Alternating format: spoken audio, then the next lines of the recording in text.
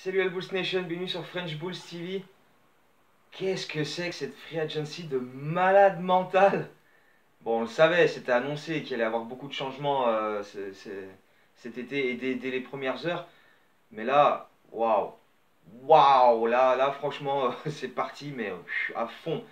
Il y a eu plus de 50 moves déjà, et pour des sommes assez hallucinantes.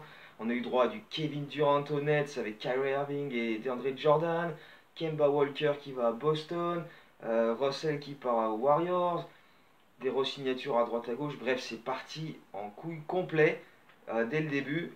Et pour des sommes, ouais, vraiment des sommes hallucinantes. Mais enfin, on va se concentrer sur ce qui s'est passé pour Chicago. On va faire ça dans l'ordre, hein, chronologique déjà. Signature de Tadeusz Young. Perso, j'aime beaucoup. C'est un joueur que j'ai toujours bien aimé. Grosse expérience. Il a 12 ans de NBA dans les pattes. Euh, Bon petit shooter main gauche, capable de mettre son petit 3 points dans le coin. Défenseur solide. Pour un intérieur qui joue 3 et 4, plus 4, mais qui peut jouer 3. Il y a une saison où il était quand même troisième meilleur intercepteur de la ligue. Et régulièrement, il est bon dans ce domaine, quoi, parce qu'il a une bonne anticipation du jeu, il lit bien les défenses adverses, il anticipe, il coupe les lignes de passe, etc. Joueur assez athlétique aussi, solide, costaud. Donc, pioche intéressante. 41 millions sur 3 ans avec la troisième année partiellement garantie. Donc, perso, je suis assez content de celle-ci. Belle acquisition. Euh, donc ouais, de l'expérience, et puis voilà, c'est un joueur que Jim Boylen il va kiffer, quoi, parce que voilà, pour sa dureté, c'est un joueur qui est jamais blessé. En 12 saisons NBA, il y en a 10 où il a dépassé les 72 matchs disputés, donc c'est quand même assez rare en ce moment où tu vois tout le monde qui se blesse. C'est voilà, grosse expérience, scoring, défense, ouais, je pense que Jim Boylen il va kiffer ça. Le faire jouer en post-up, ça va lui plaire. Euh, Derrière, donc, on fait venir un joueur avec une grosse expérience, mais on perd un joueur de grosse expérience, puisque Robin Lopez, malheureusement, Robin Lopez ne reviendra pas. Il s'est engagé avec les Milwaukee Bucks, où il va retrouver son frère jumeau. C'est dommage. Bon, 2 ans et 9,8 millions pour lui, donc un petit peu moins de 5 millions la saison. C'est dans la limite de ce qu'on aurait pu lui proposer éventuellement pour revenir, mais bon, il fallait quand même s'attendre à ce qu'il aille chercher ce contrat-là ailleurs. Donc c'est surtout dommage dans le fait que voilà, c'était un vrai gars bien aimé de tous ses coéquipiers, qui a été irréprochable pendant ses 3 ans aux Bulls, tout le monde l'a kiffé, et puis voilà, c'était en dehors du parquet, le mec c'était une crème, quoi. Le mec c'est un personnage atypique dans la ligue, tu vois, son rapport avec les mascottes, son humour particulier, c'est vrai que ça va manquer ça un petit peu quand même. Et puis bon, même sur le terrain, le mec c'était un joueur très régulier, pareil, jamais blessé, un peu comme Teddy Young, tu vois. Les rares matchs qu'il a loupés, c'était une fois il a été suspendu, et puis sinon c'est parce qu'Hoiberg n'a jamais réussi à l'utiliser comme il faut, tu vois. Quand Jim Boylen est arrivé, tout de suite il a retrouvé plus de responsabilités. Bon, après, Wendell Carter Jr. s'est blessé, il a fini la saison titulaire. Mais voilà, c'est un joueur qui moi, me plaisait beaucoup, donc ça me fait un peu chier de le voir partir, même si bon, voilà, fallait s'y attendre. Mais bon, Tadeusz Young qui arrive à la place, c'est quand même pas mal du tout. Et puis bah, pendant ce temps-là, toute la liste de meneurs qu'on avait, tu pouvais tous les dégager, sont tous partis. Derrick Rose s'est bel et bien engagé avec les Pistons pour 2 ans, 15 millions. Ricky Rubio, il est parti aux Suns 3 ans, 51 millions, donc ça faisait un petit peu beaucoup, je pense que on se serait pas aligné sur ça.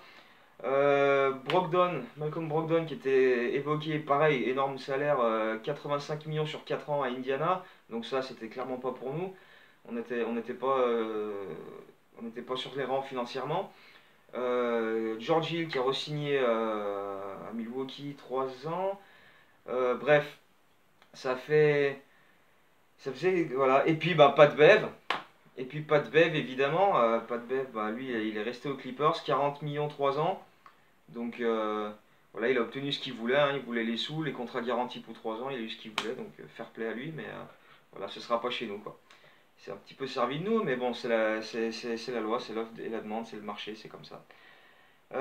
Et donc on a quand même finalement trouvé notre meneur, hein. On se disait putain mais il reste qui là? Attends, merde, il reste qui? Lui il est parti, il est parti, il est parti, il est parti. Boum! Thomas Satoransky, perso, j'adore. On va dire, ouais, ouais, non, c'est pas un top recrue, c'est pas, voilà, mais bon, fallait pas s'attendre à une superstar non plus. Mais, dans son profil, dans son expérience, dans ce qu'il est capable d'apporter, ah, je kiffe.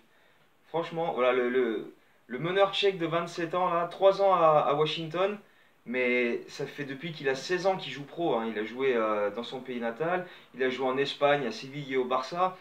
Euh, grosse expérience de basket quand même. Ça fait plus de 10 ans qu'il joue pro, hein, même si ça fait que 3 en NBA. Très bon passeur. 2 m 1 pour jouer meneur, il est capable de jouer en 2, il peut faire des minutes en 3, il peut défendre sur ces postes-là aussi. Donc là, pareil, Jim Bolen, il va kiffer. Euh, bon shooter extérieur, il a tourné à 40% en carrière NBA, même s'il en prend pas énormément, bah, il est quand même adroit quand il les prend.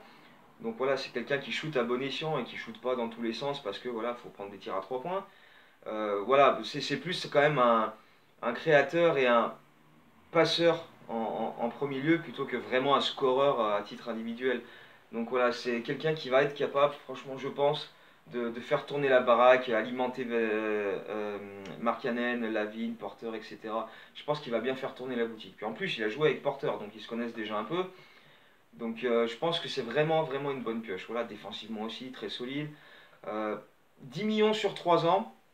Et pareil, comme Teddy Young, la troisième année n'est que partiellement garantie. Donc du coup, ça reste une pioche vraiment intéressante parmi les joueurs qui restaient encore dispo. Ça fait vraiment plaisir, je trouve. Alors ça fait que voilà, hein, il n'y a que deux moves jusqu'ici qui sont là, mais des moves intelligents avec des joueurs solides, d'expérience, qui sont capables de porter un vrai truc en plus à cette équipe.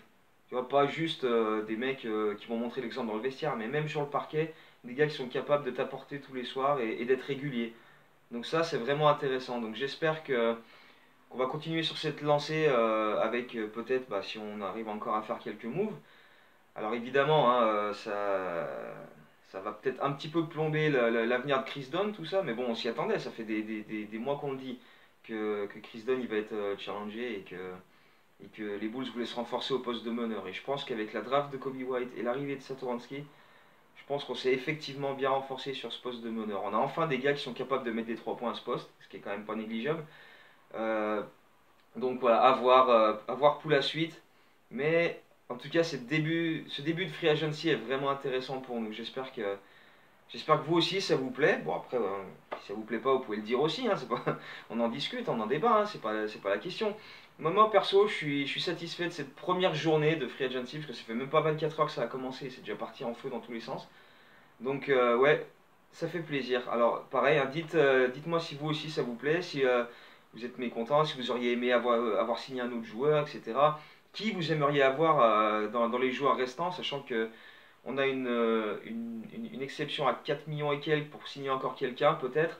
Les Bulls sont à la recherche d'un joueur, peut-être un intérieur, histoire de remplacer un peu Lopez. Pas forcément un gars qui va jouer 20-30 minutes tous les soirs, mais un gars qui peut voilà, s'intégrer dans la rotation et apporter un peu d'expérience.